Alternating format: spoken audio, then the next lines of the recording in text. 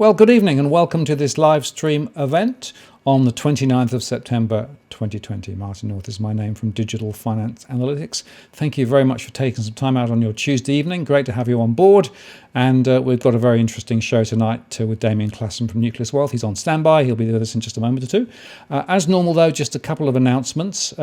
What I need to say, first of all, of course, is, as I always do, that we're not providing financial advice here tonight. This is just a general conversation. If you need specific financial advice, go find a financial advisor. Also, please play nice in the chat room. The show has been moderated, no racial slurs. And this is the 29th of September 2020. If you're watching this later, you'll know whether we're right or whether we're wrong. As you go forward, if you want to ask a question, use @WalkTheWorld to get my attention. There's always plenty of stuff going on the chat. I encourage that. But if you want me to see it, then make sure you use @WalkTheWorld, please. And I've also enabled Super Chat, which means that firstly, you can make sure your question goes to the top of the list if you want to ask a question. And also you can make a donation directly to DFA to help us cover the costs of running these shows, which are not insubstantial given the amount we create and given all the stuff we have to do behind the scenes to make it all work. And with that, let's get this show on the road. And the first thing to do is to bring Damien in and turn his sound on. Damien, are you there? Yeah, hi Martin. Hello, yeah, it's working. You're good. Phew. Always a sharp intake of breath there when we get going. Thank you very much for spending some time with us this evening. This is a really important conversation. And gee, there's so much going on. I mean, we had a conversation, 2 or 3 months ago, and then we thought it was pretty a roller coaster ride, but it's got even more roller coastery, isn't it? Yeah, absolutely. We've been speaking a lot about what's this whole suspension of capitalism, and as you alluded to in your introductory statement, there's more and more announcements coming out that just sort of suggesting that's the path we're taking step by step. Yeah, and I sometimes think we should be talking about free market capitalism, right? Because there's all sorts of other sorts of capitalism. But basically, my read of the situation is that basically nothing can be allowed to fail. Everything is being propped up.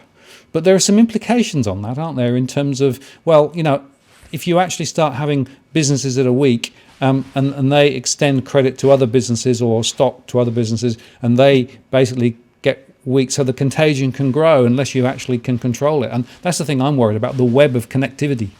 Yeah, absolutely. And that whole idea that you only need one or two bad actors who decide that they're going to keep flipping between got to run up their debts to one supplier, and then they just pull that and go to the next supplier, and then the next supplier, and next thing you know, some of these suppliers start to fall over. The good guys fall over because they're looking at it going, I can't afford to pay my debts. I have to pull a pin for the sake of my my staff and the people I owe money to. Whereas some of the bad actors who can just keep going to the next one, to the next one, to the next one, and by the time they do blow up, it's no longer like a small loss. It's turned into a big loss that threatens to pull down lots of other companies with it. My other observation is there's been a lot of focus on supporting big companies, airlines and those sorts of things, but a lot of smaller businesses probably needed more support sooner, and I don't know whether there'll be stuff in the budget around that, but it seems to me that the SME sector is really under the gun at the moment. 1/3, according to my surveys, may not be here in 6 months' time. They just don't have the ability to continue, so that's a big concern. Yeah, and I mean, in the first round we had $40 billion promised to small and medium businesses, and I think it was at 1.7. We're up to $1 billion got lent in total. So you didn't even make sort of 5% of what was promised. No, and it's very interesting talking to SMEs that they just they couldn't see the point, right? It was just too hard, despite what the banks said. Anyway, look, you've got a bit of a presentation, and I think perhaps we should move on to that, Damien. Because I think it's really good to get a context for the discussion and the conversations. So what I'm going to do is I'm going to hand the screen across to you, and I'll let you run with that. And just to say to people that what we'll be doing is letting Damien take us through this first, and then we'll be asking questions later. So if you've got specific questions, hold off at the moment and ask them a bit later. Over to you. Yeah, thanks, Martin. So there's two things I wanted to run through. Was first is this idea of this eye of the storm that we've spoken a little bit about before in the past, and secondly is something I sort of just put out today. looking at the possibilities of 0.5% mortgage rates in Australia, and and what that means for the property market and the economy in general. And so so I'll kick off with the eye of the storm first. Oh, sorry, and then the last thing was to have a quick look at that property calculator, which I'd alluded to as well. So we spoke about these bankruptcies, and so far in the US, which hasn't actually put as many restrictions on companies going bankrupt as what we've seen elsewhere, like in places like Australia, bankruptcies are down about 30% over the year, and so they have put some benefits on it. So there's two ways to look at this. It's either like, hey, isn't this a great year? Nobody's going bankrupt, or wow, in the biggest downturn we've had since the Great Depression, we don't even know how many companies are going bankrupt, and it's not like those bankruptcies have gone away. That's just the usual rate. Like we're down 30% plus on the usual rate of bankruptcies, and so just those ones coming back plus all these other ones is what's going to cause the issues. And so that's in the US. You see the same thing within Australia. You look at the UK, you look at Europe, and you're just seeing that same thing over and over again. And the first, to me, that first sort of 3 or 4 months, I could see some justification. If you genuinely had a view that there was a possibility that everything might bounce back. There was a good reason to say let's put some of these bankruptcies on hold for 2 or 3 months and let it wash through the system. Now we're 6 months in, and it's been kicked another 6 months down the path by a lot of governments around the world. It starts to talk about saying, well, do we think that a system where nobody is ever allowed to go bankrupt it will be perfectly fine, or do we think we're actually just putting a band-aid on what might actually be a wound that's going to start getting infected and eventually need amputation. So the idea of this whole thing is with bankruptcies is you're generally better off taking your medicine much earlier, and not only shareholders but debt holders and employees and everyone are much better off facing up to facts much earlier than they are if they wait. And there's this thought about some of these jobs aren't just never coming back. So if you take something in the tourism industry, for example, and you said, we needed 1,000 jobs in a particular scope, and now we haven't got the tourists anymore. Now we only need 500 jobs. Well, do we keep employing 1,000 people in the hope that sector might come back, even if it takes 2, 3, 4 years? Or do we actually let those people move off and go to different jobs and actually get them employed doing something else? And then if the sector picks up in 2, 3, 4 years time, they can always hire people back in.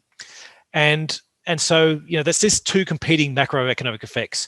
You don't want that first part. You don't want the bankruptcies to start this huge snowball and bring the whole economy down. But the flip side is you don't want the lack of it to mean that it's festering. And in my view, we've passed the point of sensible delays, and we're well into the part of creating more problems down the track as this goes on.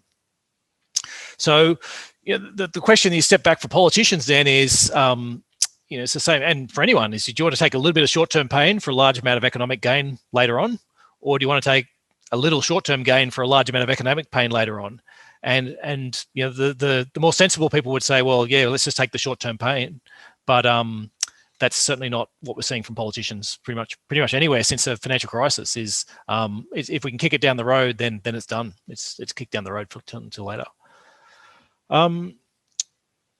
Then the next step is this whole valuation, is saying, okay, well, once we've done that and we've put all these things on suspension, how much do we think we should be paying for companies when we don't really know what's going on underneath the surface?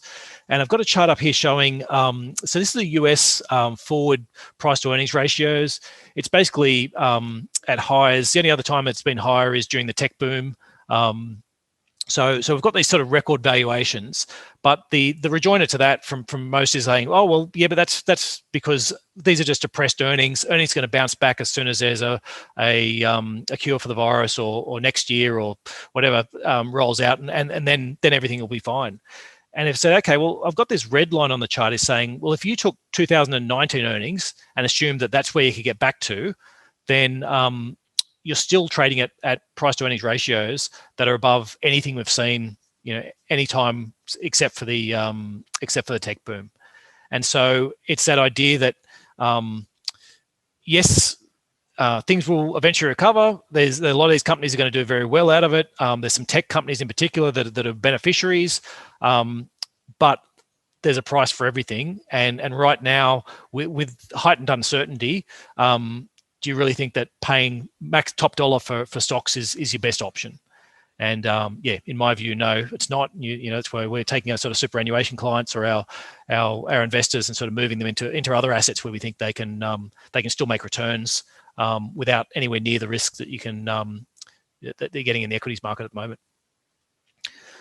So that's the eye of the storm part. The next part is this idea of these mortgage rates, and so prior to COVID, maybe about 9-12 months ago, we set about making a house price calculator that we wanted to put up online, so that people could go in there and play around with some of the economic assumptions and actually look at what it means for house prices.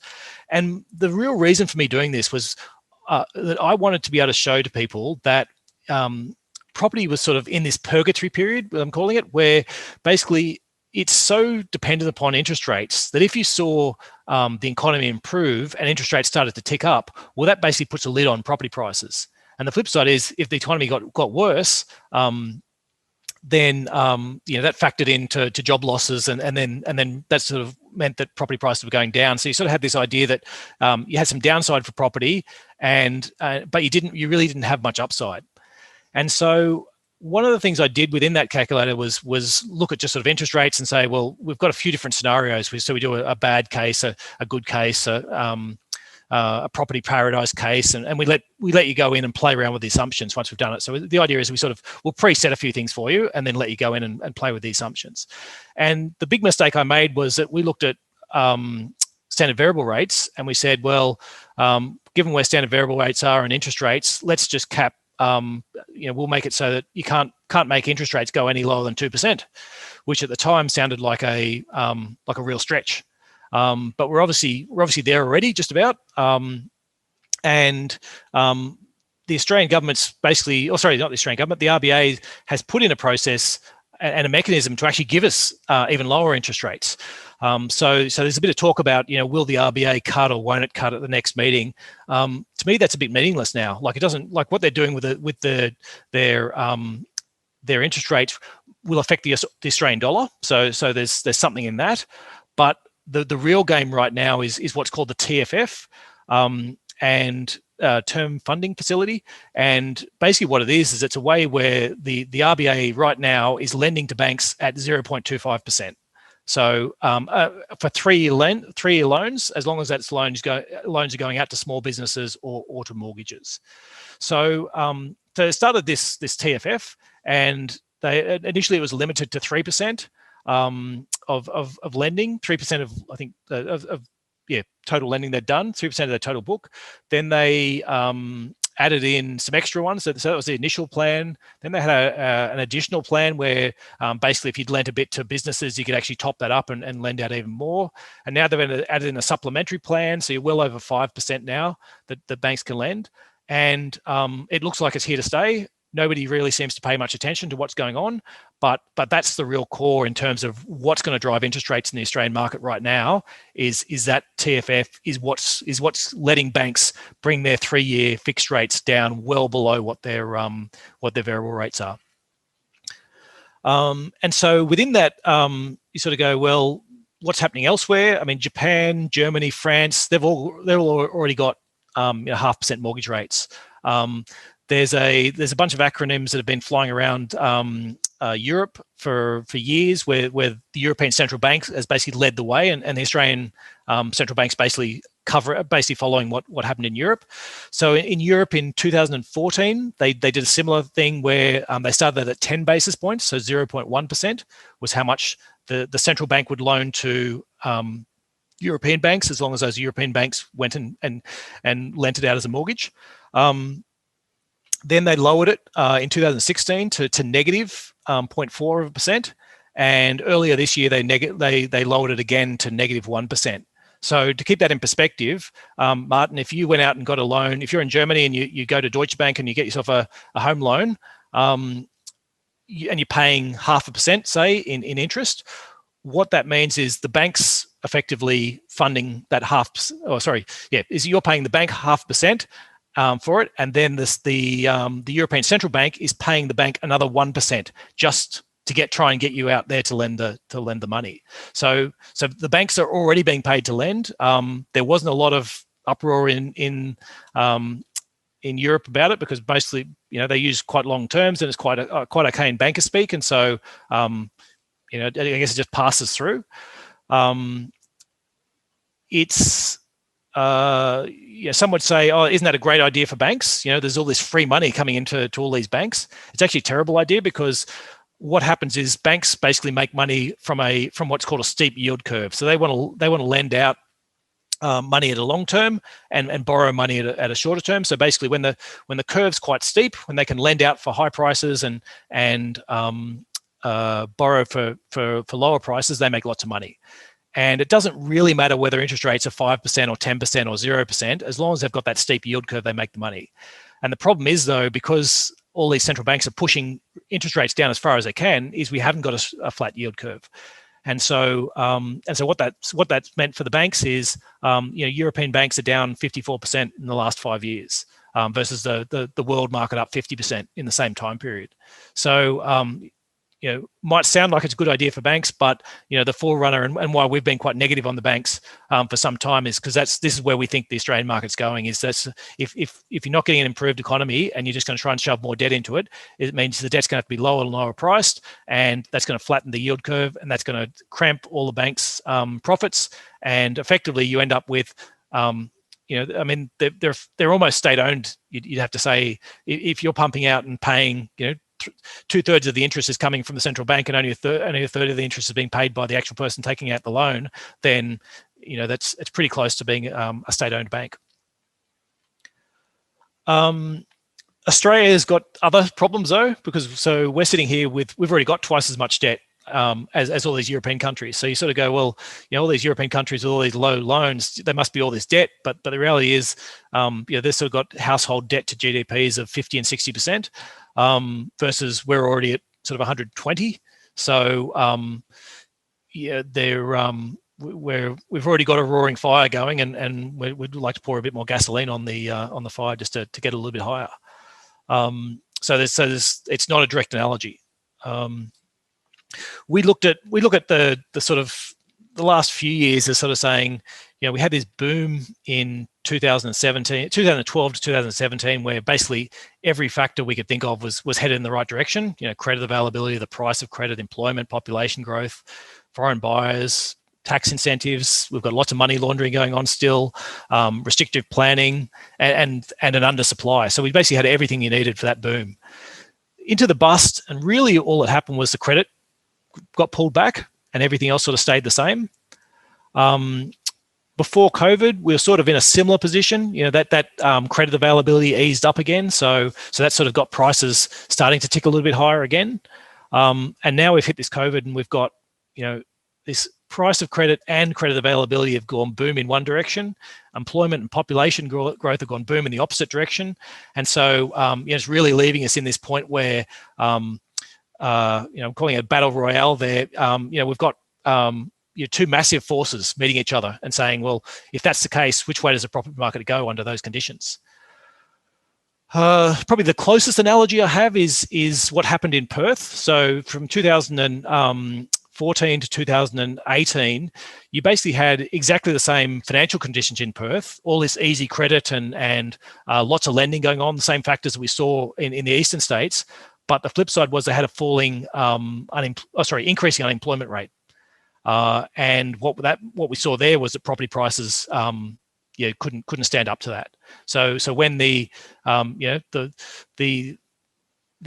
immovable object meets the irresistible force, in this case it was the property, it was the unemployment that won out, and the property prices went down. Now, not to say that's going to happen every time, but I think that's my base case, is that if it sort of matters who gets in first. So if we cut rates to 0.5% now, for example, I think it probably could spark a bit of a housing boom and push things along, and maybe that'd mean a few of these people who can't pay their mortgages would be able to get out of their mortgages without taking a huge bath on it, or maybe a little bit of a profit, and you might be able to, that things might go on. You're setting up your economy for lots and lots of trouble, but it probably means that property prices will go higher. If you wait too late, though, to lower the rates, so if you get this snowball effect and the bankruptcies start and the forced sales start and all these, the stuff you talk about all the time, Martin, with the mortgage stress actually turns into mortgage sales, and you let that get out of control, well, it doesn't really matter how much credit you want to pump into the economy. Once it's free falling, nobody wants to borrow, and so you have to wait till it sort of hit the bottom and then pick up the pieces. So I guess what I'm looking at is this real idea of this binary outcome where it's almost as if who gets in first. And so we saw that last week that Frydenberg coming out with his wants banks to lend irresponsibly. We have the RBA already trying to get cheap loans out there, and where the mechanisms get much cheaper loans. And so now it's just a race against the bankruptcies and the mortgage stress that you're seeing, Martin, and how soon that starts to really affect the market at the ground level. So that's that part. I might flick quickly to this calculator if we've got enough time, Martin. Is it? Yes, just carry on. Yes, let's do that. Keep going. Yep. Okay, so I've got this calculator, and hopefully you can see that, Martin, coming up on the screen.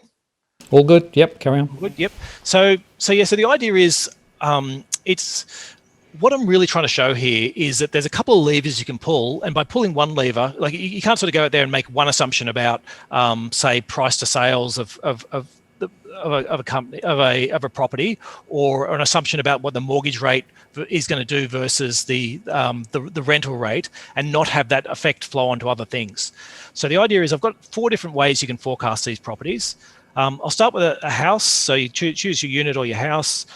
If you click on a state, you'll see the rents start to change. We just sort of default it to whatever the going rate is for a state.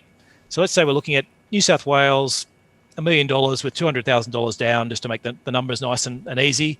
And we've got a rent of almost $30,000 on that. You've got a few different economic scenarios. So if you mouse over them, we'll show you what, this one's sort of saying 1.5% inflation, what the wage growth, rental growth, and things like that are. But we'll let you play with those later. So we'll just assume you pick the low growth for now. Now what we're trying to do, we've got 4 different ways to forecast. One is by saying the mortgage cost to rent. So what we're saying here is that we think when mortgage costs go down, then people start looking at what the cost of it is to rent versus what the cost it is to buy, and so more people will end up buying. And vice versa, when the mortgage cost to rent goes up, then you see the opposite happen. So this is the Sydney house market, which is the most expensive in the Australia, but you can basically see that when it gets below 100, seems to be about when it bottoms out, and when it gets to 200, that's when it tops out. So basically, when people are looking at their rent, saying, "Okay, I'm paying $1,000 a week in rent, and it's going to cost me $2,000 a week to buy a house," well, they tend to stop. When they're looking at their rent and saying it's costing me $1,000 a week in rent, and the mortgage is going to cost me $1,000 a week as well, it seems like that's where the Sydney housing market seems to bottom out. And so you can pick a level. At the moment, we're about 150, so we're basically dead in the middle. You can move that slider up and down and change what happens if you like. You can do a similar thing with mortgage cost of wages. So same argument, but saying, okay, this time what we're saying is people need to be able to afford what they're buying. So if it's going to take more than 50% of their wages in Sydney, more than 50% of the average wage, then it starts to get it seems to cap out, especially more like around about the sort of 60 or 70%. And then when it falls down to sort of 30% is when it seems to rise. We have a property price to wages as well. This one I don't think is as important. You get some much bigger jumps in these numbers, and it does affect people who are saving for the deposit. But I think this one's a bit of a lesser effect, but it is worth having it there. And then finally, rental yield, so more for the investors about what type of returns investors want. But I think, Martin, you'll certainly agree that the time for investors to try and make money from a yield is far gone.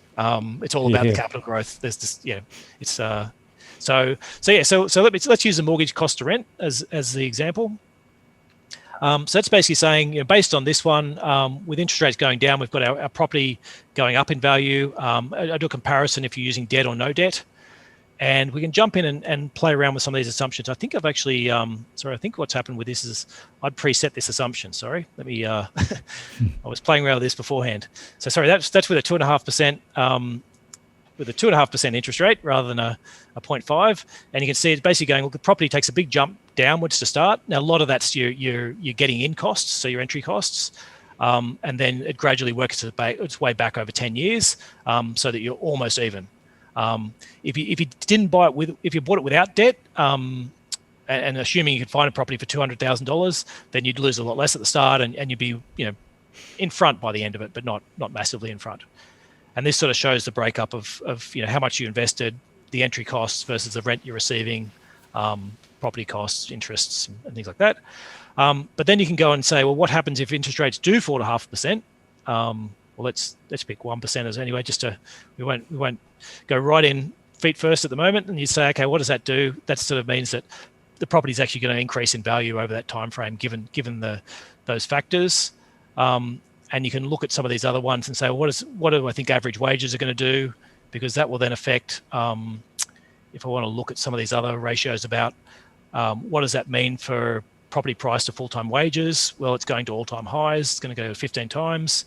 The mortgage payment to your wage is going to fall because of interest rates are falling down to sort of 50 odd %, which is roughly its 10-year average. And so under those conditions, you can sort of look at what's happening with the property prices and sort of make some assessments as to how positive or negative you need to be about inflation or other factors. So I guess the net effect from it though is if you put interest rates down with all else being equal, then property prices are going to go up. But it is a factor of, are you getting the wage growth? Are you getting the unemployment? There's a number of these other factors that can smash it. But over the longer term, those will wash out. If in 10 years' time we've still got 0.5% interest rates, then property prices are going to be a hell of a lot higher than what they are today.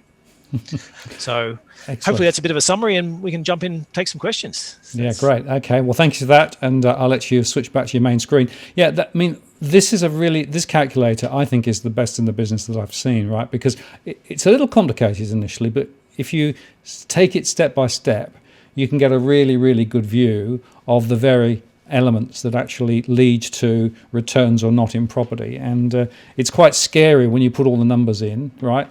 A lot of entry costs, which people often forget, right? Absolutely. Some of the cost of carry related stuff is also there. And if you're a property investor and if you're not very careful, you can end up with negative returns. You're basically banking on capital growth, right? And then, as you said earlier on, well, that is they're predicated on two countervailing forces. The first force is low interest rates, right? The second is higher unemployment and therefore more inability to make those mortgage repayments, right? And those two forces are pulling in opposite directions at the moment. I monitor the mortgage stress stuff, as you know, and I'm seeing very high levels of stress in some areas across the country, even with JobKeeper and JobSeeker. And actually, what I'm interested, so Perth, let's say Perth, so lockdown for, they've been probably the best of the states. Yep. How much rental stress are you seeing there versus other states? Well, the answer is that it's changing quite quickly because their rents are starting to go up. And as a result of that, more people are finding it harder to be able to pay those rents. Plus, of course, tourism is still very heavily hit over there. Yep. Retail is looking very weak as well. And so whilst the mining sector is looking not too bad, there are other pockets where it's pretty uncomfortable. And if you come out of Perth and go down the coast to Mandurah, which is I keep talking about Mandurah because it's the one that I keep coming back to, right, as the leading example, because I saw the mortgage stress there a few years ago, sent the Four Corners team across to it and said, look, watch this postcode because this is where you're going to see all this playing out. If you go back today, prices are down 38%, 1 in 5 households are in negative equity, more trying to sell. So, you can see pockets, but the point again with this is you have to go granular, right? Because if you take averages across the whole of the Western Australia or whole of Perth, you miss all of these nuances, right? Yeah, and actually that's really interesting what you're saying though as well, because the other part, is that we've had this huge wave of stimulus hit everyone, and so all this money is coming into the country, into the economy, but it's not even. And you've got some people have lost their job, and it's like, okay, that's taken me down to 50% of what I've used to have. And there's other people like our Solomon Lews and people like that who are out there saying, well, look, record profits, times have never been better. And I sort of feel as if some of that's affecting what's affecting the stock market, and potentially what's helping to hold the housing market up is that the winners are sitting there going, I've got all this money I can't spend, and so I'll put it in the stock market, or I'll put it in the housing market, or whatever. But that works while they're getting this extra money, and also while we're not seeing the bankruptcies and we're not seeing people get kicked out of the house for not paying the rent and those types of factors. So yeah. No, well, you're absolutely right on that. And look, the issue is that there is huge diversity here. There are some people who actually started paying down mortgages. So what's interesting is if you look at the breakdown of the mortgages, there's a lot of refinancing going on, including some equity extraction, but there's also a lot of paying down of mortgages. So people are paying it down because they're uncomfortable about how much debt they've got. So that's something which is being a bit masked by everything else. Rightfully so. Quite right? Yes. But there are also others who are saying, oh, whoopee, I've got this money from the government. And if you do a quick, in back of an envelope, right, 19 billion was the amount out of super, right? Yes. 19 billion. 7 billion was JobKeeper. 7 billion was Job Seeker, roughly, the numbers. About 2 to 3 billion was the interest and principal repayment holidays, right? Yep. And if you put all of that there's been a huge increase in liquidity into the system, and that's why the broad money is very high at the moment, right? Yes. But that got to more than 20% of GDP. That was last quarter. Now this quarter it's 7.5%. Next quarter it's 2%. So you've got this cliff. Right, and I look at your thoughts around very low interest rates in the context of that cliff. Yes, right? Exactly. And it's the question of how those two things interact, and it goes then to your main question, which is, so who's it going to hit, right? And then I come to my other point about 1/3 of small businesses are saying, I may not be around in 6 months because I can't continue to trade through this, right? And some of those small businesses are funding their business based on a mortgage that they hold on their primary property, right? Absolutely. So my theory is that this is going to unwind from small businesses out, right? And that we'll find that the property market will sort of drift down in some of those areas. That will sort of be offset by some people who will be attracted by the first home owner grants and will pile in. Yep. And all interest rates. 0.5% interest rates. But look, there's an interesting chart which I will share with you because I think it's quite interesting, right? And it's this one here. This is the CBA housing demand supply chart, right? Which basically said, look, if you look at the current supply of property and the current demand of property, for the first time, we've got way more property than demand for property, right? That's a really interesting chart because what that says is that unless something fundamentally changes in terms of supply and demand, we're going to be in difficulty in terms of propping up property prices, right? And then the other one, which is quite interesting, is this. This is the net migration, right? So this is showing that migration's down through the floor. In fact, even Frydenberg in his speech the other day said this year and next year, we're going to see net negative migration to Australia. In other words, the population's going down. And bearing in mind how much the population is being supported by migration. So you put those two factors in the mix as well, and there is another set of reasons why it may well be that the equilibrium is down rather than up. That's why this is such a fascinating, complex thing to try and model. Yeah, absolutely. And it's interesting to put in context as well, because I had that question on Twitter today from somebody about saying, oh, well, Perth, Perth, the prices fell over that 2014 to 2018 because population growth fell off. And it's like, well, it didn't really fall off. It was running at 1.1%. Like, it was lower than what it was in prior years. But to put that in perspective, that's about double what the US grew at over the same period. So it's not like Perth was shrinking while we had those property prices falling. As I said, I think my default is definitely down. But the thing is, if I said, well, if they came out, if the RBA on Tuesday said, you know what, we think things are going to get really bad, everyone can have a 0.5% mortgage just like they have in Europe, I think there'd be a rush for the there'd be a rush for the entrance, and there'd be jam packed full of investors, and away we'd go. And a bit like everything was spent, as you said, we'd thrown all this stimulus at the problem before the problems really hit, and then by the time the problem's hitting, it's like, oh well, actually we're going to need some more. Or well, there is certainly that scenario which plays out. In fact, I've updated my scenarios now to include that sort of. Next week, I'm going to go through that in more detail with all the data that comes to the end of September, because you're absolutely right. You could see very low rates following through, and of course there's the Peter Tulip model, which he's now left the Reserve Bank, but he basically showed that the most critical thing is interest rates, house prices, almost direct correlation. But the other question, of course, is risk. Right? What's the level of risk in that, right? And you can actually write loans with very low interest rates, but if people can lose their jobs and can't then make those repayments, it's actually irrelevant what the interest rate is. Absolutely, and that's exactly what happened with the small business lending. So the government was taking half the risk, but the banks just went, I don't want to lend it. Why would I want to lend to small businesses in the middle of the biggest economic downturn we've seen since the Great Depression? Yeah. So they didn't. Yeah. And so whilst the ASIC thing is being taken away probably by March next year, the APRA rules about risk portfolio management of the mortgage books are there and are much stronger than they were, right? So that could actually temper the bank's appetite to do all the lending that people think they might do. We hope. We have to hope. Maybe, fingers crossed. Yes. Yeah, so because I think we're both in agreement is that there's a big difference between what should be done and what will be done. We're talking political, right? So the political agenda is get to the next election without house prices falling too far. Exactly. Right. Yes. That's the clear political agenda, right? We'll do anything and everything to stop those prices falling, right? Yes. Even if that means that the 200% debt to income ratio goes to 220, 230, as you say, we'll win all the prizes, right? Rather than just most of the prizes for more debt. And it's worth just remembering, because the other point I always come back to is if you think about all the people in households, only 1/3 are borrowing, right? 1/3 have no debt and own their own property, and 1/3 are in rentals, right? So we've got this concentration of debt in 1/3 of the population. And within there, we know about 40% of them are actually already struggling with cash flow, right? Yep.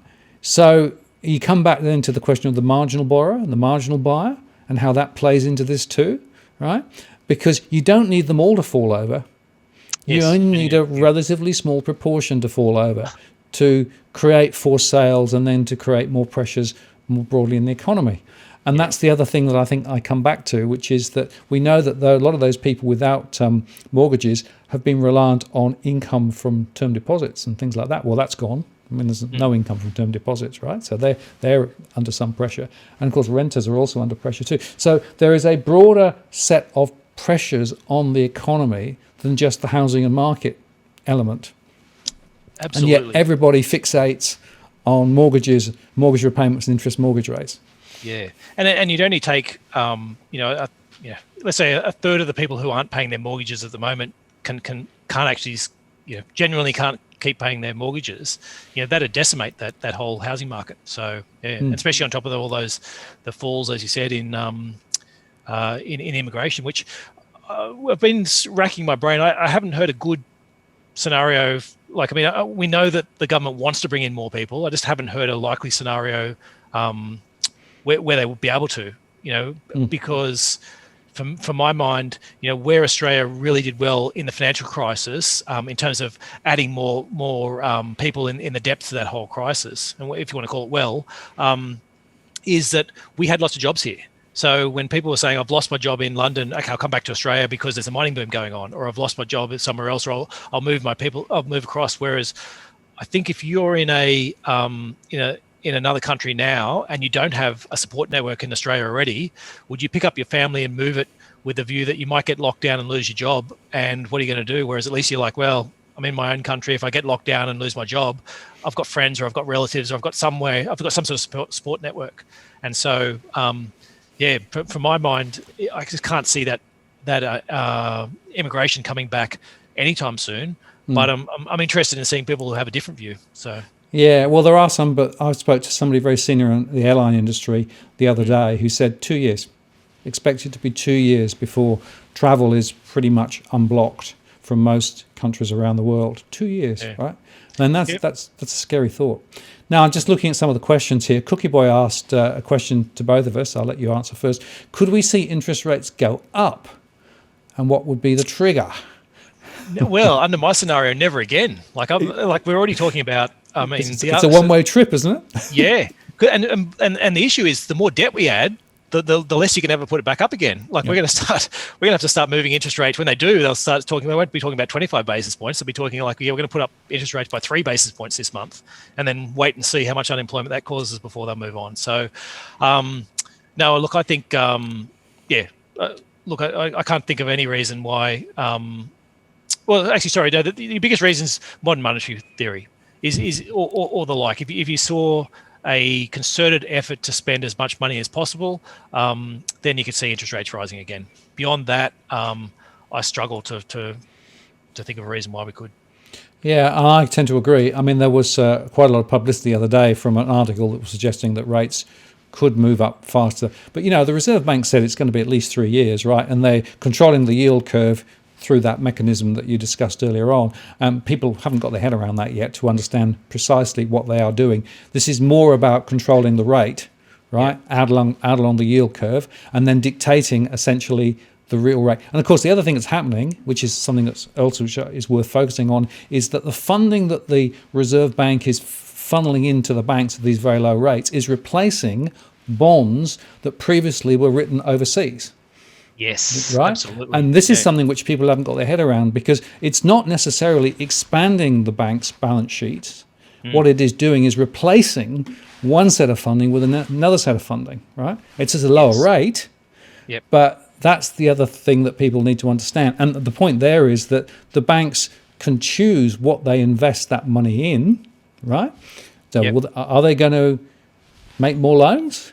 Or are they going to actually go and speculate in derivatives, for example? I think I think there's some restrictions. I don't know, but the banks are known for how they can get around those types of restrictions. Well, that money over there I'll use for lending, but the other money that's now freed up I can use for derivatives. And look, if you look at Europe, it was very interesting that the review of low rates in Europe said 4 things. The first one was there is a limit to how low you can take deposit rates, because basically people just don't put money into the system at a certain level. Secondly, that as rates come down, banks find it more and more difficult to lend because they just can't make the economics work, which means that thirdly, they then go and speculate more in high speculative areas like trading and derivatives and those sorts of things, right? And then the fourth one is overall profitability of the banks is absolutely squeezed. So basically, it's desperation stakes for the banks in terms of trying to manage their business and squeezing costs out and squeezing jobs out and all of those things. Those are the 4 scenarios that people should be thinking about, because that's where we are. Yeah, absolutely. And we've seen what's great for Australia is we've seen where everyone else has gone with it. We're just following one step by step down the path. Yeah, we're just late. Later. While we're on the interest rates, the other one that was fascinating, I still have to look a bit more into this, but the New Zealand market basically, like the 5-year bond rate is negative there. Yeah. And so the short-term rates are positive, the 5-year rate's negative, and the long-term rates get back to positive again. And in a way, to me, that what the market's basically saying is, as soon as the RBA, as soon as the New Zealand Central Bank said, yes, we will take rates negative if they need to, the market went, well, you haven't worked it out yet, but you're going to need to, and it's going to be within the next 5 years. And so they've immediately priced it in. And I guess that's the question for the Australian one is we've said no, we won't need negative rates, but. Yet. We'll probably be there. Have you noticed that every time the Reserve Bank denies negative rates, the strength of the denial is getting weaker and weaker and weaker and weaker, right? Phil Lowe, end of last year, said, no, it's not really even on the agenda. And then he said, well, maybe. And then DeBell said, well, it's something we're not really thinking about very actively. And I don't know whether you saw this, but in there was a paper released under the bulletin that was actually talking about cryptocurrencies, right, and central bank digital currencies. And there was a little note there that said, some analysts believe that actually negative interest rates and digital currencies can assist in executing monetary policy, right? And I'm thinking, Yeah. that's interesting. A little sort of slide there that nobody really quite noticed, right? So I wonder how much they're really seriously They've thought thinking about about it. it. Well, see, I hadn't seen that in the Australian one, but I've seen a lot of the overseas ones, the discussions of that, and that seems, I don't know. I guess for me, the issue with those is it starts to get, how do I take money away from people? Like I can't have negative interest rates, so now let me start taking money away from people who aren't spending, and that doesn't seem like a popular move for me. It doesn't seem like the way to get voted back in. Whereas modern monetary theory about, hey, we can't generate inflation, we may as well just print some more money and give it to people. That seems like that'll be popular amongst voters. Whereas I think going back to our politics, right? The politics of it is throw money at people because that means they can spend stuff and they'll feel better about us, and that means they'll vote us back in again, right? This is a political agenda. It's not an economic agenda, and that's the thing we need to understand, because there is really very little long-term coherence to the economic strategy. I mean, if we wanted to actually rebuild the economy, we should be investing in productive assets and productive businesses to create more growth for the future, not just powering up house prices even more, right? Yeah. Oh, absolutely. And you know, we've spoken a lot about. In the intro, you spoke a little bit about some of the manufacturing and some of the infrastructure. I struggle to see what they're actually doing. Like it seems to be a rehash. There seem to be re-announcements of stuff that's been re-announcements. Come on, they never do that, do they? But it's like, we've got $100 billion worth of infrastructure. And you're like, oh, fantastic. What are they going to build? And it's like, well, all the stuff we've already announced. Yeah, it's like 100 billion, over the next 10 years. And you're like, well, but what about the new stuff? I have to say that they're a master of re-announcing the things they've re-announced previously to re-announce them again, right? And when you actually stand back and think about it, oh, okay, well, that was interesting. And then actually look back later, and it's like the bushfire relief packages, right, which were announced. How many of those have been spent? Not a lot. Yeah. So that's the other point to make a note of. Now, Otto's got an interesting one. The issue, as I see it, he says, is the banks will be creating more bad debts to go with the bad debts already in the system that have not been allowed to crystallise. Now, what's your perspective with regard to APRA's handling of, these loans are not bad loans, and bad debts aren't an issue, and et cetera, et cetera? Look over there. Yeah. Yes. Look. I mean, I'll tell you what the end game is. I think for this is that you lend as much as you can, you get your interest rates down as low as you can. You have a bunch of bad debts. You either nationalise some of your banks, or you just package up all the bad ones, stick them into a bad bank, and then off you go again. I think that's the end game. And so, what pretenses are given along that path as to why you're doing that? That I can't guess, but I think that's where, to me, that's where we're going. Is that most crises you need to get rid of the debt at some stage, and that seems to be the easiest way to do it. Well, it's interesting because people like Steve Keen says there's too much debt. Ultimately, you've got to find a way of diffusing the debt, right? Be it a debt jubilee or whatever it is, because we've got to the point now where the debt is such a large proportion, even with low interest rates, right? The thing that I come back to is debt fundamentally has to be repaid. The capital has to be repaid, not just servicing the debt, right? And I know that banks can say, well, okay, as long as you go on paying, interest only, you just pay enough to sort of service the debt, and that allows us then to keep it on the book as a good loan. And of course, those long, thin slithers of repayments over many years are a cash flow that they can then monetize.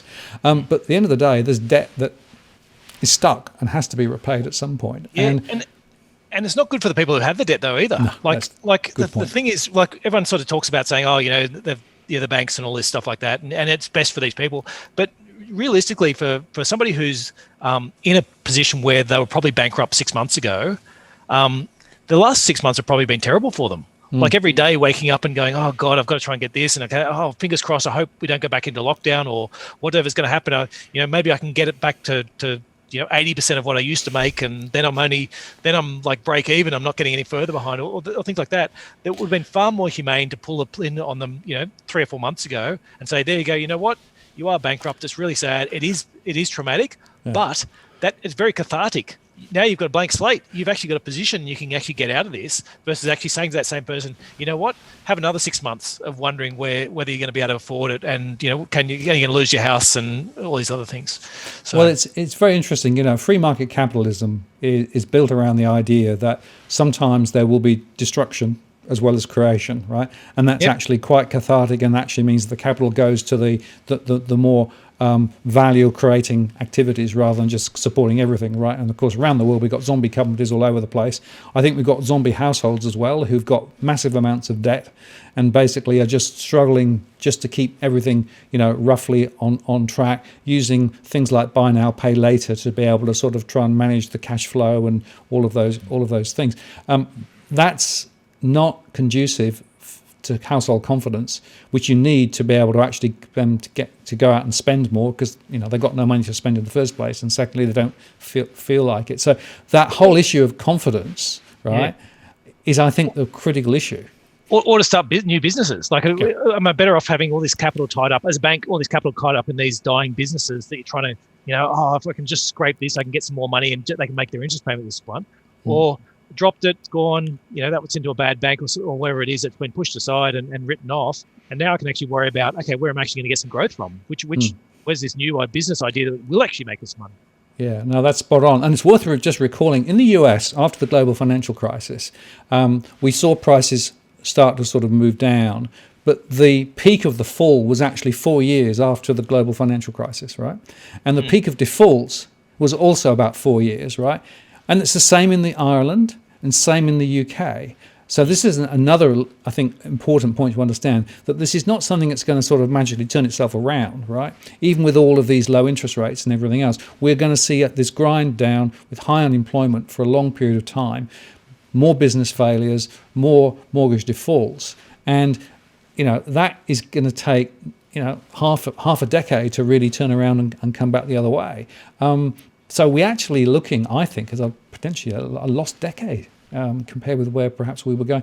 And well, and that gets back to the RBA, doesn't it? So you're not expecting interest. You're not expecting inflation then to be at 2%. I'm not expecting inflation to be around. And look, there's a big. Well, let's have the debate now. Inflation or deflation, right? Because it's probably one of the biggest debates around, right? Do we think that the future is inflation? All this money creation and all this liquidity that's going into the system, right? Many people believe that that's going to stoke inflation significantly, and basically we're going to see asset prices continue to go ever higher, and therefore the best strategy is to hold gold, because at least gold gives you some certainty. I mean, that's one school of thought, right? And there are many people who thinks that inflation is the real risk that we face, and they quote the 1970s, right? Another school of thought says, actually, this is more like Japan, this is more like Europe, where they've been at this longer, printing more and more stuff, throwing more and more liquidity in, and getting no inflation at all. And in fact, assets are being devalued. And, you showed the European stock price of banks as a good leading indicator of the problems there. And these two worlds are pulling in completely different directions, right? It's fascinating because from an asset allocation perspective, you'd do different things, wouldn't you, in an inflation or deflation environment? Yeah, absolutely. Look, my takes is on deflation. Look, I think you do need inflation at some stage to get out of this. I think there is a certain logic that goes, the only sensible way to get out of this is for massive amounts of spending and to generate inflation that will actually get people's wages and wage inflation. When I say inflation, wage inflation is the important part. Actually get wages going so that somebody who's taken out debt today, in 10 years' time, their wages have gone up, and so the debt's no longer as big, and you've inflated away the problem.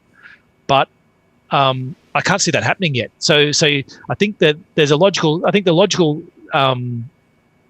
steps to say the only way out of this is that we do get this big burst of inflation is right, but we're seeing no signs of that happening. And until we actually see signs of it happening, you just have to assume the current orthodoxy, which is we just keep banging our head against the wall and hoping we get a different solution. Well, I actually spoke to George Gammon, who's a guy over in the US that I speak with from time to time, and he made the point that he doesn't think that the central bank's current strategies will ever lead to inflation.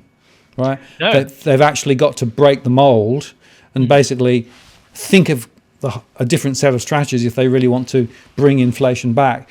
And he basically said, well, what's the evidence to suggest that following Japan and following the Eurozone, which is what we're doing, is actually taking us somewhere different.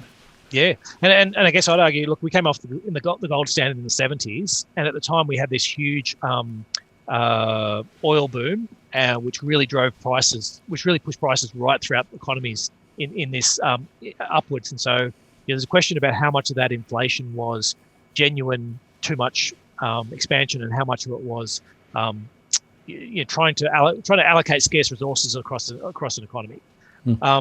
And then, I'd argue that we've basically set up this financial system that has this negative drift inbuilt into it, in terms of saying, there's a big slap on the hand for anyone who prints any money, with a view that it'll be Weimar Germany or Zimbabwe or whatever it is coming up on you, if you print $1 of debt. And so we've got this negative drift, and where inflation just keeps getting lower and lower and lower, and there's no real way to get it positive. Like basically the central banks know how to get people to go out and borrow more money to stop inflation from falling, but they don't know how to get inflation rising again. No. And so you need to be able to basically give it back to government. So we're waiting for people to be voted in, who are running on these policies of modern monetary theory, and it's going to take time. It'll take time and pain, and you need to see some more unemployment and things aren't working, and before people will be prepared to vote for. And look, the point is people don't want to take any pain, of course, and politicians don't want to inflict pain, and nobody wants to see home prices fall. So you can understand why they are trying to sort of go back to the pre-COVID environment and just replay the script from there. Unfortunately, the older definition of insanity is you do the same thing again and again and expect a different outcome. Well, I suspect that's a bit where we are. Yeah, and we joke, sort of joke about, that's the Liberal Party's plan is to do what Howard did, which is, you sort of restrict your government spending, you let the RBA do its work, and then you wait for China to have a boom, and then everything's fine. And except that the China relationship this time around is looking a bit more wobbly, right? It is. Yeah. And China's the big issue in China really for me is that they're spending they've got all this production supply side that they've really put all their money into. And so the problem there is, if you just say, we're going to fund all these factories and get all these factories pumping out more and more goods, then those goods have to go somewhere. And if your local population, the demand's very weak and they're not out there buying all this stuff, then it has to go offshore, which means it has to come to Australia and to the UK and to the US and all these other countries. And that's why, and they're not particularly happy because, we turn around and give somebody $1,000 and they take that $1,000 and go and, as a job keeper, and they take that and go and spend it on Chinese goods.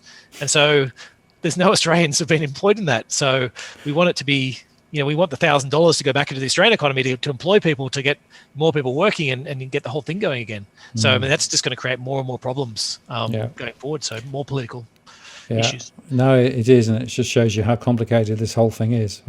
Now, interesting, Greg asked this question: bonds, cash, precious metals, low yields, are they actually still safe in this scenario? Interesting question. Well, precious metals don't have any yields, so but that looks good when yields get low. So I guess the issue we have with we're relatively positive on gold. Not because we think it's a magical asset and it's got all these great features, but we think that we're going to go through environments where lots of other people are going to want gold, as you said. Like there's that you spoke about the whole theory that gets behind, in the gold's sort of the ultimate greater fool. If I think other people are going to buy it, then it's a good thing to buy, and we treat it as a currency. In terms of, and we do think everyone's going to be trying to devalue their own currencies by printing as much money as they can, and so therefore, we can see the upside in gold for that. Bonds, we think the Aussie bonds have still got further to go. So we've got lots of bonds at the moment, where the Australian bond yields are close to 1% for the 10-year bonds. Most of the rest of the world is close to zero. So we saw as soon as New Zealand suggested that they might have negative interest rates at some time, the 5-year bond went negative in New Zealand, and it's a very similar economy to Australia. Very similar. We've got all the same banks there, so we look upon that as there's still some scope in bonds. And then what was the other question? Sorry, was equities? Was there equities Precious in there? metal bonds, I think, were the main ones. Yeah, and the final bit with equities is just saying, well, do I want to get a 3% yield on an equities where I might lose money? Like, it's very different saying I'll take a bond where, especially a government bond, where I know I'm getting my money back. Maybe there's inflation issues, but if the Australian government can print, I'm getting the money back. So versus saying, well, I'll take a 3% yield on Australian shares with the thing that I might lose 20% if in the wrong scenarios. This is what I keep saying to people. There's no such thing as a free ride when it comes to investments, right? There's every investment asset class has a different risk profile potentially, but there's no such thing as a free lunch, is there? No, and there's an argument. I get the argument all the time from people about saying, well, look, equities generally go up, like the nets, over the course of history. If you buy equities, you make profits over them over the long term, and it's absolutely right. But you can go through sort of 10-year periods where you don't make money on them, and most people don't like going 6 months without making money. So going 10 years without making money is But of course, property doubles every 7 years, right? That's right. That's right. It's a half the people in my survey still believe that. Scary. That's an excellent marketing job. It's an excellent marketing job. It's superb. It's superb. Whoever came up with that. Yeah. Exactly. Yeah. Okay. And now, Bank of Queensland today came out with a high provision, right? A much higher provision than many people thought. And I guess my question to you is, what do you think about the level of provisioning that the banks are currently making for post-COVID environment, bearing in mind all the things we've been discussing? Yeah. No, I don't think it's anywhere near enough.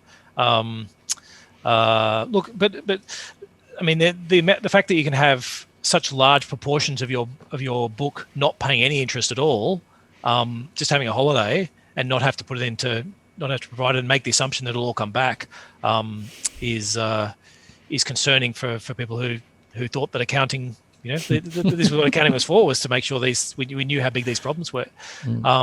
But I guess it's really, it shows so. And there's probably some justification in it, in terms of trying to hold the whole economic system together. Is if you all around sudden turned around and said, "Oh wow, all our banks are insolvent," bad luck, guys. You're gonna have to withdraw your money. We'll start dishing out whatever's left, and that's obviously going to create much larger problems. And that I think what APRA's trying to do is saying, well, let's try and delay things as much as possible, and then we'll flip some assets here, and we'll get the RBA to fund the banks very cheaply to help get their profits back up. But it comes back to what I was saying in Europe, which is you're effectively nationalising your banking system, and so it's a question of how much money you want to. The banks are almost dependent upon how much free money the central bank's going to give them, and so you hope they don't give them too much. But maybe the Australian government decides they do want to give. They do want not only do they want to give cheap money, but they want our banks to have record profits as well. So. Well, it makes a very interesting question, right? Because there is a point at which you say, hang on a moment, to what extent should we be continuing to feed all of our taxpayer money into the banks, right, to support the banking system? Why not give it direct to end consumers, right? Helicopter money or whatever you want to call it, or MMT, right? Is that a more effective way of trying to sort of stimulate and support the economy? I mean, are you trying to tell me that letting somebody buy their fifth investment property is not as effective as maybe the government going out and building more bridges and roads and stuff like that? Well, heaven forfend. Yeah, no, exactly right. I mean, you know that I believe that property is way overvalued, and you know that I believe that this has been a policy setting for at least 30 years, right? And it's been deliberate, right? Yes. So to my mind, there's nothing happenstances about this at all. This is a deliberate policy, government after government, from Treasury through the Reserve Bank, et cetera, all the regulators, right? And it hasn't served us well, right? Because we've invested more and more money into property and less money into productive assets and into small businesses and other things that we should have been investing in. And so our economy has narrowed and narrowed and narrowed to the point where, well, you've got the holes, the mining sector, and you've got the homes, and that's about it. Yeah. Well, and you look at all these businesses that are struggling, and you say, well, if all of them could pay half the rent, if property prices were half the price and rents were half the price, then a lot of them would find it a lot easier to be able to manage and keep going. But it's there's one I spoke about. I might have spoken about on your program last time. But there's this idea of the factors of production, where you say you've got your say you're looking at a restaurant. You've got your employees working at it. You've got the owner who's taking the entrepreneurial risk. You've got the landlord who owns the property, and then you've got the bank that's supplying the capital. And you say, okay, this thing's run into trouble. You've had a COVID hit, and there's trouble there. Who should take the pain? And you go, well, if you want the economy to keep going, you let the landlord take as much pain as possible, because that landlord, if goes broke, you replace it with a new landlord, and everything's still the same, And the next one then is the bank. You let the bank take the capital, the people putting capital in. But the problem is, if you let the entrepreneur go broke, well, now you've lost that, and you got to wait for everyone's stuffed, because now the bank's not getting its money because it's not getting paid. The landlord's not getting his money, and the employee's unemployed. If you let all the employees go, then they're not eating at other restaurants, or they're not eating at shopping at, and so. But we've turned around and said, well, let's make sure the banks are all right. Let's make sure our landlords are all right, and let's let the burden go back on the your entrepreneurs and your people. And that's if you want a nice, the best possible, the least possible pain for the whole economy, you do it the other way around. Yeah. Well, I tend to agree with you. And interesting, I talk to quite a few entrepreneurs who are struggling. That they've got the ideas, they've got the business plan. They go to the bank, and the bank says, "Nah." Shameful. Well, no, the bank says, how much equity have you got in your property? That's true. Yes. Exactly. We don't care about your business plan. Put that to the side. Show me what your property. Show me how much equity you got in your property. Correct. Now, Cookie Boy's asked an interesting question. 3.6 million people just had their JobKeeper property keeper payments cut. It's good pun there, Cookie Boy. Will we see a rise in defaults and mortgage sales off the back of that? What's your sense on that? Oh, okay. Actually, I'll let you go first. You're the expert on housing stress, and then I'll tell you what I think. Well, okay. So my perspective is this: that we are seeing quite a few people who were in mortgage stress, even with JobKeeper and JobSeeker, right now, having those payments withdrawn. So the cash flow equilibrium is being disturbed quite worryingly. Now the question is, how many of those are now getting back to real jobs, and can the hours worked replace effectively the JobKeeper, JobSeeker payments that they had? At the moment, I'm not seeing much evidence of that happening yet. Now maybe it will with the unlocking of Victoria and et cetera, but I wonder whether the damage has already been done too much, and whether effectively that cash flow that came in, many people on JobKeeper still took a pay cut, right? They didn't get what they were getting previously, because a lot of the people who were on JobKeeper were actually paid more. JobSeeker, maybe not so much. My worry is that we will see some of those fall over, and of course the banks are actually starting to put quite a lot of pressure on some of those people who have had interest and principal repayment holidays, because now they want to get them to start. But if they can't actually do it because their income has fundamentally shifted and won't come back, well, that's when they start talking about, well, maybe you should think about selling your property. We don't want to foreclose on you, but it might be good for you. And if you sell sooner rather than later, I mean, that's the sort of conversation now that I'm getting reported quite a lot coming through. Yeah, and that's this whole. On the banks, it's the classic business dilemma. If you're the first one in to getting all your problem customers out of their properties, then you can probably sell the properties at close to current prices, and you're off and running. But everyone else, now it's everyone else's problem. But if everyone else does the same thing all at the same time, you all crash the property market, and now you all lose lots of money. And so, Look, I guess my issues that I'm trying to weigh up on the whole JobSeeker, JobKeeper cuts is, do I think people would default on their loans? I think the banks, they're extending as much as they can, and so eventually, but I don't think it's happening straight away. I think you're right that there's going to be this conversation of you need to start selling. Hopefully we'll get a few more sales of properties for people who, rather than this extend and pretend. I do think people, if given the chance, and the bankruptcy stats show that pretty much globally, people if given the chance won't go bankrupt. They will hold on and hope that something will come along. And so I think eventually, but I think we're still in this period of holding on and hoping, and our governments seem to be dedicated to let that happen. I mean, we've seen a few. I think now on the eviction stuff, I think we're down to the New South Wales government is still saying that they're going to evict people. I think mid-October. They haven't extended it, but most Yeah, others exactly. have. That's very Everyone else has Yeah. extended it. Correct. They're the only ones saying they're going to, and so how many years do you think people shouldn't be able to pay their rent for before they say, well, maybe you should find somewhere else? All right. And look, my point about this whole issue is, if you think about it from somebody who's not paying their rent, right? That was because they're not working in the cafe that they're working in previously, right? But that rent that was being paid was actually paying the property investor's mortgage, right? Who now suddenly can't pay that property mortgage, right? So all these sort of long chains of connections, right? And my worry is that we don't often think about the long chains, right? So that retail store that person was working in previously, or that cafe, was owned by a small business who now is not able to pay their rent, right? And on it goes. And it's these long chains of connections, right? It's like a game of consequences, right? The first domino fall over and they all follow, right? Yeah, and it's a question of where do you try and stop the thing falling over? That's the really interesting question. And your property investor's like, well, I haven't been paying my mortgage, but I'm owed $10,000 by this tenant, and you're like, you're not getting money from that tenant, and especially not $10,000 in any time soon. Maybe you'll end up with some sort of, okay, he's paying you $50 a week for the next 20 years, but there's not, you're not getting those big amounts back from people. And interesting, a lot of it in my surveys, a lot of renters are not clear whether those the rental holidays have been just a deferral or whether they've been forgiven. Right. Which is sort of a pretty basic question, isn't it? Am I still going to be owed that 6 months of rent at the end, or is it gone forever, right?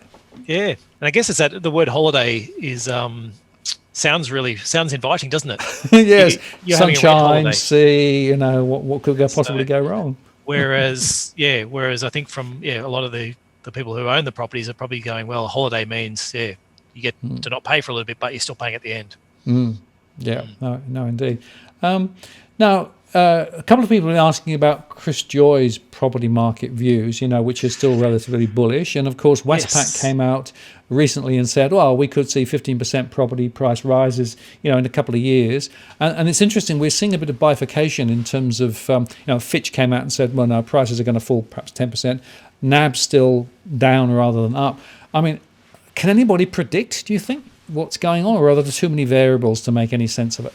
Yeah, look, I think there's too many variables. I mean, I guess what I'm thinking is, I think Chris could be right if the thing for me for Chris to be right was what we were talking about before, is they decide, right, we're going to throw everything at this housing market right now, and we're going to lower interest rates even further. We're going to pump as much debt as possible in there. We're going to try and get as many people out of these houses that have them, flip them onto investors and things like that. You could get this short-term pop, but it's a short-term pop, and that's it. That's you've only got so many bullets left. We've been firing our bullets for years, trying to hold the property price where it is. Yeah. We've sort of got this chance to say, oh, well, we can lower interest rates a lot further. And you're saying, well, you want to do it now just to prop the housing price up for a few more months? Like, really? Don't you want to try and use that to wouldn't it be better to let some semblance of reality come into it, and then use that to help repair the market once it is damaged? But so it's a political question, though. That's right. So if you're betting on so in my mind, what Chris is basically, well, for Chris to be right, it needs to be a political decision that we're going to throw everything at it right now, and we're not going to hold anything back for later. Which I think would be a bad decision, but it might happen. I think it's much more likely that that there's some negative drift, and you just can't. There's just too many. There's too many of these bankruptcies, and actually the one I was going to say as well is from one of the previous questions, which flows into this, is I think most larger companies and even mid-sized companies, they don't need everyone who's working with them, but you hire people, and it is hard to fire people. Like, and you're sitting there going, well, yeah, they're doing a bit of work, and oh well, I'm still making profit. I'll keep them on. These things happen. And you go, and those people get fired because it's like, well, now I'm in trouble. I've just cut my profits, my sales have been cut by 20%. That person I don't need. That person I don't need. They don't get hired back. And productivity of new software and new, all these other factors keep on going on. These productivity gains get up caught, and those people, when it all covers, they have to find a new job, and possibly even in a new industry. So that part just doesn't bounce back easily, and I think that's lost in some of these. Well, I talk about structural unemployment, right? So initially, the first wave of unemployment were part-time, casual, jobs that come and go. But we're seeing a lot of middle managers in large firms suddenly being, asked to leave. Right? It's sort of compressed the the management tiers, and a lot of those, of course, are on very big incomes. A lot of those are multiple property investors as well as a big mortgage. They are suddenly finding, in some cases, that they are now getting it to the point where they cannot find another job, right? And that is where I'm seeing a very significant dent in terms of rises of mortgage stress and difficulty, right? Because these people are just not used to living hand to mouth and living with cash flow pressures and living with which do I pay? Do I pay the mortgage or do I eat? Those sorts of. But some of those are having to face those decisions. This is a really structural issue, and I think we're only just started to see the start of it now. And I think, and that's all that the RBA research and Treasury research from the last time is basically why they say go hard, go early, is because if somebody's mid 50s and they lose their job, especially in middle management, they may never get another job. A lot of them won't, and almost definitely, and a large proportion of the ones that do get jobs will be at much lower salaries than what they were before. I think that's right. Well, they'll have to go and start their own YouTube channel. That's right. Simple job. Now, another interesting question. When you think about your portfolio of investment, do you think about geographic risk much in terms of across Australia or even other countries? Absolutely. So, look, where we see Australia sitting is well down on the scale of where we'd like to be invested. So even a lot of the companies which we are buying in Australia are companies which have international exposure and aren't as exposed to such an indebted economy. So when you go through these downturns, the way to think about the Australian, or the way most people look at the Australian economy, is it's a supercharged economy. It's very reliant on resources, and resources goes well when the world economy is going well. Resources go well. And when the world economies go badly, the resources tend to go very badly. And so the world's obviously not going very well. And so that sort of flows on to going, okay, there's a flow-on effect of less people hired in mining companies and less revenue coming through for the government in mining royalties. And so that all flows down the line. And so so that's one part. The second part is when you have these big economic shocks, you don't want to be the people who have lots of debt. The first thing we did in sort of January, February, as we were seeing the coronavirus hitting and when we need to clear out things out of our portfolio, was just went, right, anyone who has, look, we don't tend to buy over-geared companies anyway, but anyone who even has a modicum of too much debt is just out the door straight away. And so you don't want to be in countries where the population's got lots of debt. And so Australia sort of ticks all the wrong boxes in that perspective. And so ideally, I think the best thing for Australia is a lower Australian dollar. That's what we really need to recover. To actually, the best thing to recover our manufacturing sector would be for the Aussie dollar to be in the 50 cents sort of range. And I don't think it'll get there because I don't think I don't think it's going to get there soon because the RBA hasn't got the same view as they sort of figure if we just keep doing what we've been doing, everything will be fine. And so does the government. And so, so we're sort of very much where we can get away from Australian investments, we're getting away from Australian investments. Government bonds is different. So we're happy to own those in Australia. And then internationally, look, it's a bit mixed at the moment. Europe's obviously doing a lot worse, but it's interesting that you can often buy companies in Europe that they're multinationals that have, operations right around the world. And because they happen to be listed in Europe, often they're a lot cheaper than what that same company would cost if it happened to be listed in the US. And so we spend a lot of time looking at where companies actually really do their business, because that's where we think the genuine economic benefits will come from, and we can find stocks that are just way cheaper in some of these peripheral markets. Shows you just how complicated the whole thing is. And I was going to ask about the Aussie dollar because, of course, as you say, the Reserve Bank seems to be relatively relaxed at sort of 70. But of course, at that you're almost importing in deflation rather than inflation, right? Yeah. Which is a bit tricky, and it puts more pressure on our firms here.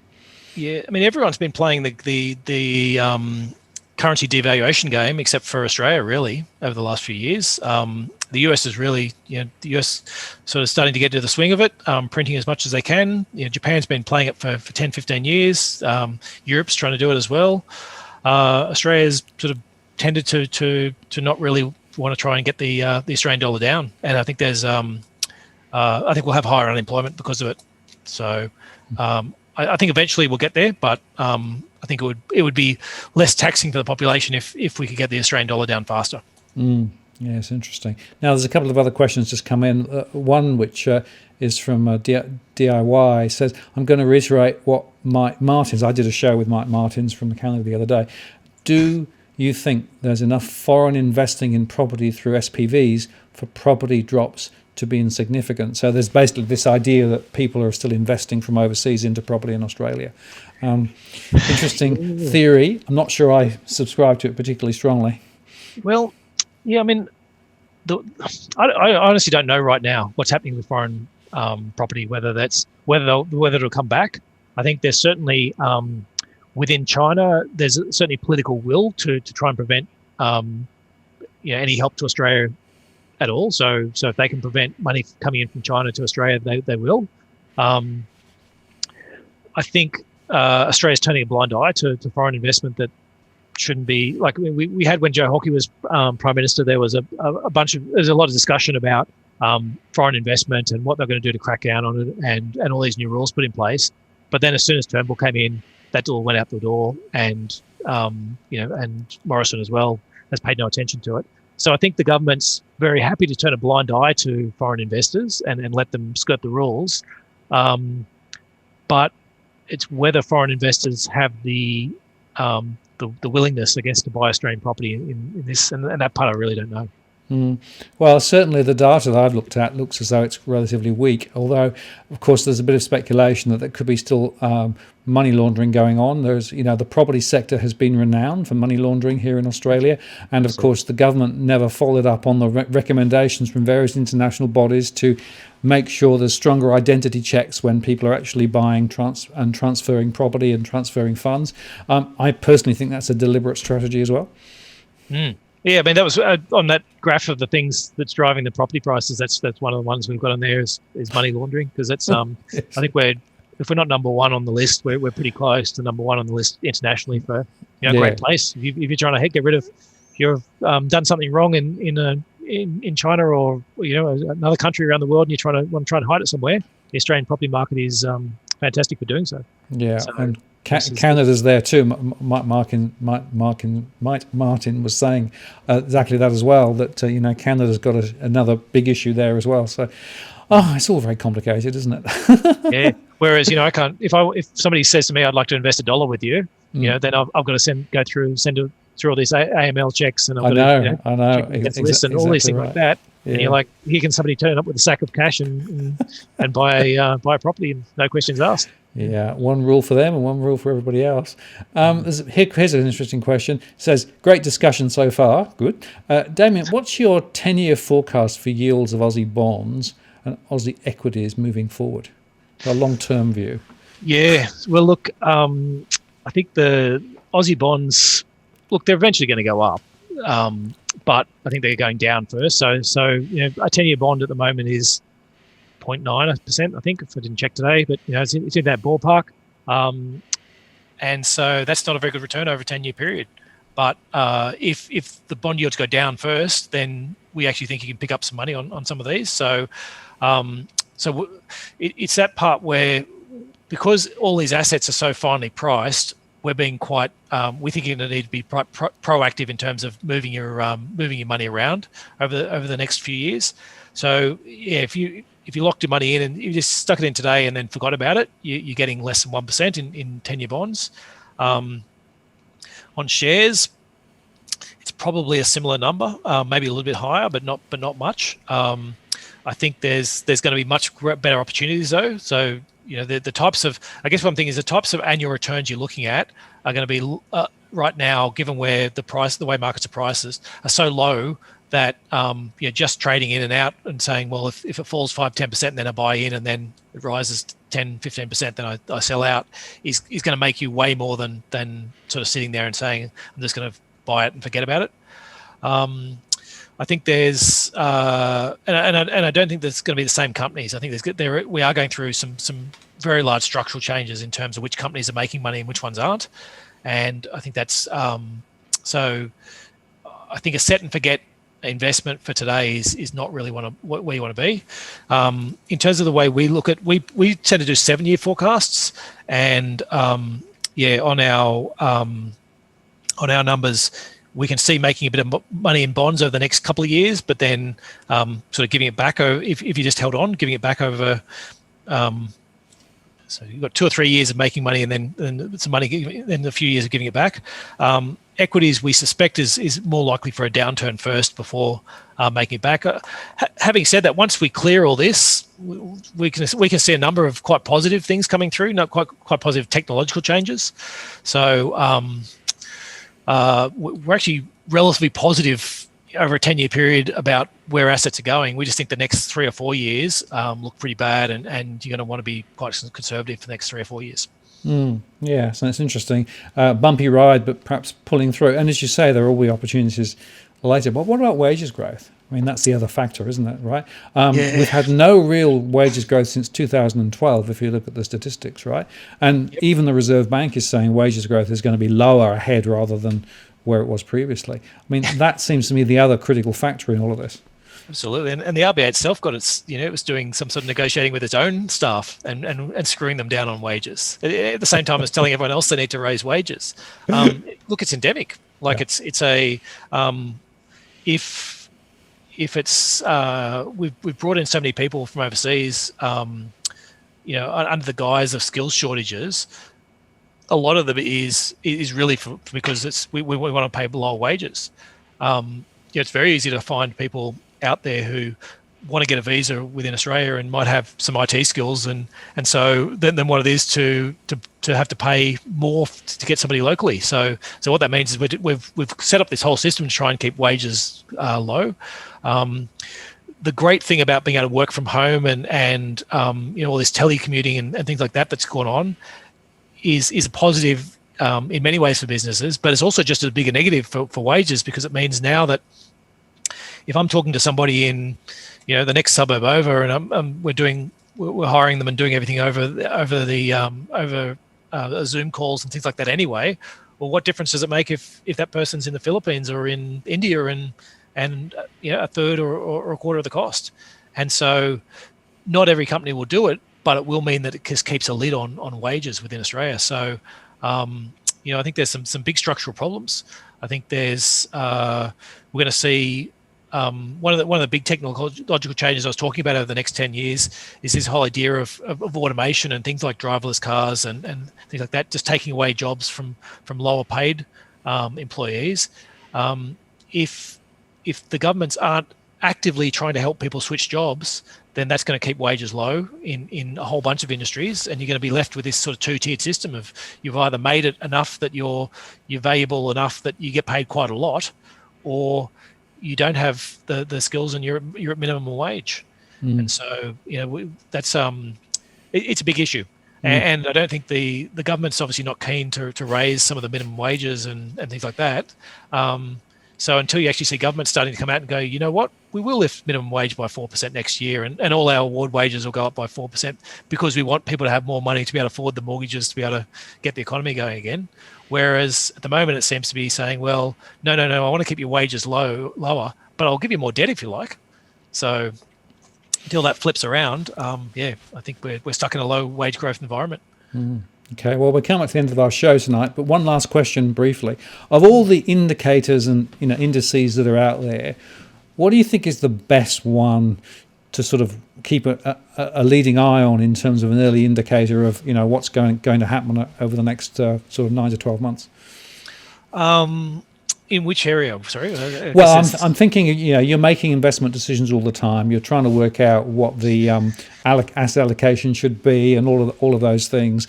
Is there one indicator that is it the volatility index, for example, or is it the S&P 500, or is it something else, or is there none? I mean, do you look at multiple things? That's what I'm trying to get together. Yeah, sure. Okay, so we look at a lot of things. Prices. Prices we tend to look at as not as information in their own right, but as a warning to have a closer look at something.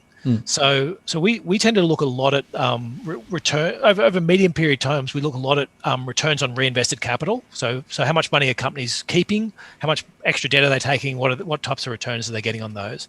So we spend a long time looking at analyst forecasts and what we're looking at in terms of growth for companies.